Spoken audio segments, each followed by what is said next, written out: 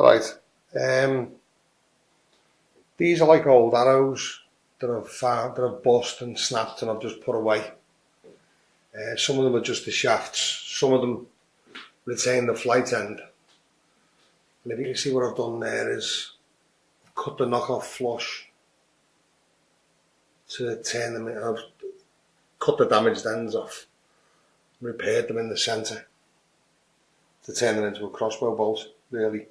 These are the shaft centres, the fletchings were lost off. I've flexed them with duct tape, which I do quite a lot. This one here is, usually I just use the 2 vanes for crossbow, because at the ranges we talk about, I think that's all that's required really. But just as an experiment last night, I did the old 3 vane duct tape flight. I don't like doing them, they're a pain in the arse, I don't really think they're necessary. Not for crossbow anyway, they're alright for longbow arrows, you know, for bow arrows, but for crossbow bolts I think they're a bit superfluous. But I just did that last night, just to show it could be done really. Total pain in the arse to do, rid of the Sphinx stuff. I've used this one just for a comparison. There was nothing actually wrong with this bolt, it was, the alley was split a tiny bit at the end, but what I've done is I've just filled it with araldite and reinserted the screw insert for the arrowhead. I've put a rubber blunt on it for the purposes of this test really.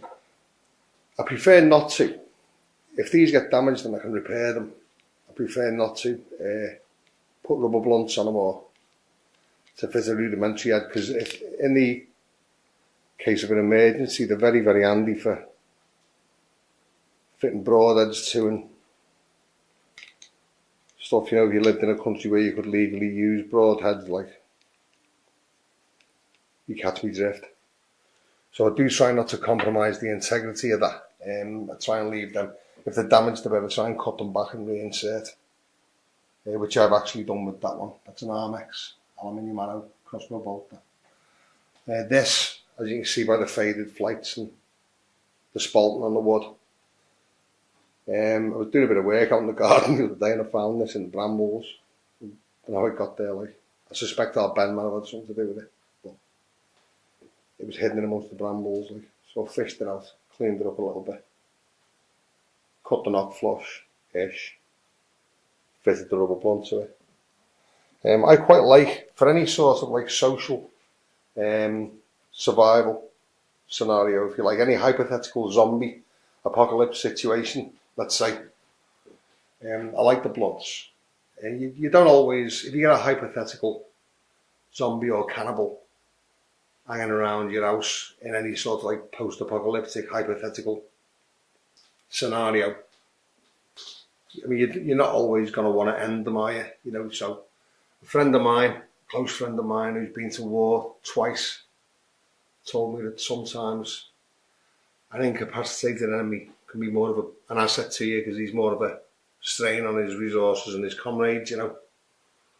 And we're going to find out in a minute how incapacitating these can be. I've used blunts before with a bow, with a survival bow, for test which I videoed, but this is going to sort of like be a first proper test. I suspect some of these shafts under the force of the 120-pound prod, some of them may break, but I've got loads of them, you know, and you can reuse them, you can refletch, you can repair damaged shafts, as I've done with this one here. I've respliced that and put a little bit of tape around it for integrity. So this one as well was slightly split, so I glued it and clamped it. I've retained the length on that one just to see. I remember Weapons and Stuff 93. Liam did it. He used like a full length arrow in his 120-pound crossbow. I've never done it, so I'm interested to see how this one flies. I don't see if it's actually any different, any improvements over the double fletchings, but at the ranges that we're going to be operating at, I don't really think it will make much difference, to be honest with you. So we'll try that now. I'll cut that down now to more manageable. It'll fit inside the rail, so I'll take that shot in a minute.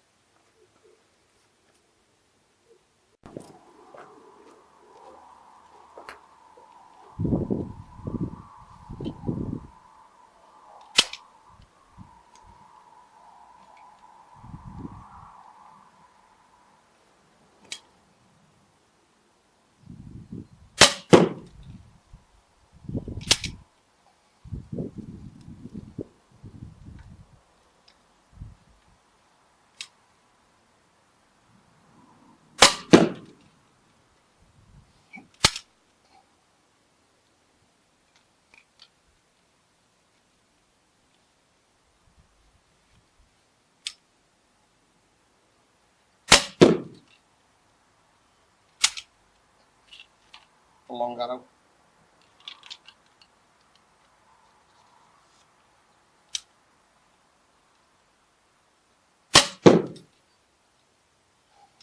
Very good.